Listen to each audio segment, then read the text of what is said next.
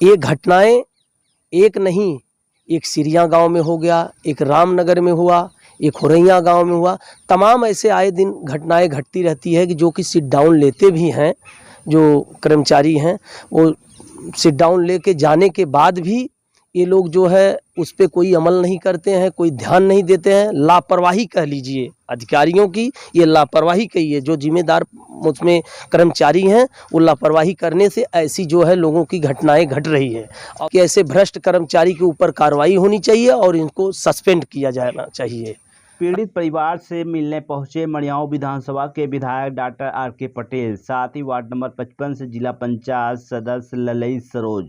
परिवार को दिए हर संभव मदद का भरोसा। निवड़िया थाना क्षेत्र के दोदापुर गांव निवासी संविदा कर्मी लाइनमैन संदीप राजभर की दर्दनाक मौत की खबर सुनकर मौके पर विधानसभा मड़ियाओं के विधायक डॉक्टर आर.के. पटेल पहुंचे, जिसमें उन्होंने मृतक के परिजनों से मुलाकात की। साथ ही वार्ड नंबर 55 से जिला पंचायत सदस्य ललई सरोज ने बिजली विभाग के अधिकारियों के खिलाफ कार्रवाई और सस्पेंड करने की मांग की। उन्होंने कहा कि कई घटनाएं हो चुकी है, कहीं ना कहीं इसमें बिजली विभाग के अधिकारियों की बहुत बड़ी लापरवाही है, जिससे एक के बाद एक संविदा लाइनमैन की मौत हो रही है। जानकारी के मुताबिक नेवड़िया थाना क्षेत्र के दोदापुर गांव निवासी 26 वर्षीय लाइनमैन संदीप राजभर की दर्दनाक मौत के बाद पत्नी ममता देवी की शिकायत पर पुलिस ने मुकदमा दर्ज किया। नेवड़िया थाना क्षेत्र के हुरैया गांव में मंगलवार की दोपहर करीब 3:45 में संविदा कर्मी लाइनमैन की करंट लगने से मौके पर ही मौत हो गई थी। पत्नी ने आरोप लगाते हुए नेवड़िया थाने में लिखित तहरीर देते हुए आरोप लगाई है कि 11,000 वोल्ट के फॉल्ट के शिकायत पर हमारे पति लाइनमैन संदीप राजभर रामनगर फीडर के हुरैया गांव में शटडाउन लेकर फॉल्ट को पोल पर चढ़कर ठीक कर रहे थे। तभी विभाग की लापरवाही के चलते अचानक तार में करंट दौड़ने लगा, जिससे मेरे पति की मौत हो गई। इस दौरान सूचना पाकर ही वह बुरी तरह से करंट की चपेट में आने से झुलस गए और मौके पे ही मौत हो गई। सूचना मिलते ही मड़ियाओं विधायक doctor R K. Patel, ward number 55 से जिला पंचायत सदस्य ललई सरोज, अपना दलयस के पदाधिकारी चंद्रशेखर पटेल एवं भाजपा पार्टी के पदाधिकारी मृतक लाइनमैन संदीप राजभर के आवास पहुंचे और शोक संवेदना व्यक्त किए। परिवार को दिए हर संभव मदद का भरोसा।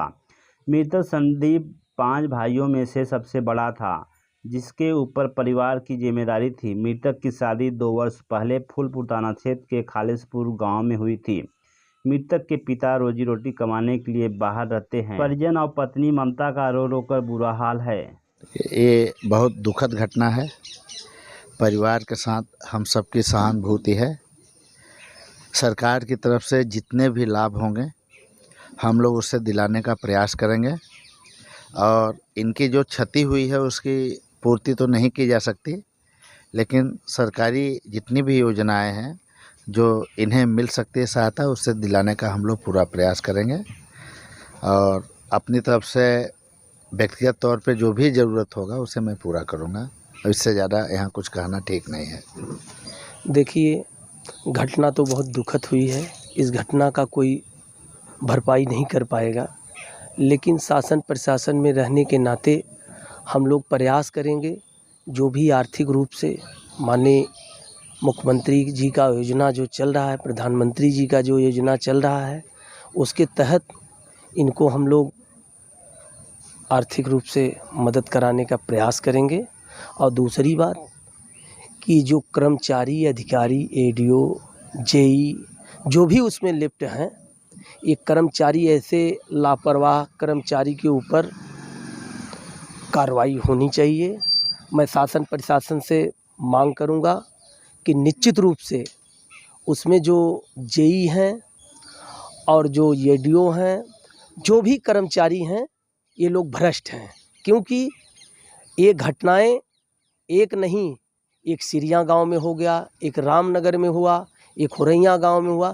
तमाम ऐसे आए दिन घटनाएं घटती रहती है कि जो कि सिट डाउन लेते भी हैं, जो कर्मचारी हैं वो सिट डाउन लेके जाने के बाद भी ये लोग जो है उस पर कोई अमल नहीं करते हैं, कोई ध्यान नहीं देते हैं। लापरवाही कह लीजिए अधिकारियों की, ये लापरवाही कहिए, जो जिम्मेदार उसमें कर्मचारी हैं वो लापरवाही करने से ऐसी जो है लोगों की घटनाएं घट रही है।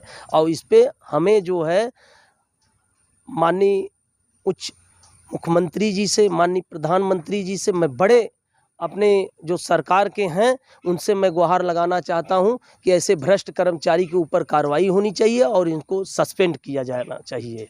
हाँ, इसी के साथ मैं कुछ नहीं कहूँगा। और आप लोग जान ही रहे हैं जो भी है, अब इस परिवार के साथ आप लोगों को जुड़ के जो है इनकी आर्थिक रूप से मदद करनी चाहिए। जो भी हम लोग लायक है हम लोग तैयार हैं।